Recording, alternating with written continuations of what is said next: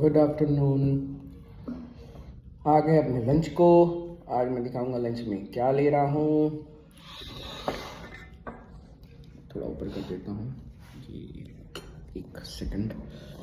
ये है अपना 150 to 200 grams of rice, veggies में ब्रोकली है, गाजर है, थोड़ा सा कैप्सिकम है, बीन्स है और 250 ग्राम्स ऑफ चिकन। ये मैंने सब इंग्रेडिएंट को हल्के से बटर 5 ml बटर में इसको फ्राई किया है, ठीक है। इसके साथ है अपना कर्ड। अभी फ़िलहाल तो यही चलेगा, तो 1 महीने फ़िलहाल यही चलेगा। देखता हूँ फिर दिसंबर के एंड से या जनवरी के फर्स्ट से फिर जाऊँगा कटिंग में। अभी राइस की क्वांटिटी ज़्यादा है, 150 to 200 होगा। एक्चुअल मेज़र नहीं किया मैंने, बट अभी फ़िलहाल तो खा रहा हूँ।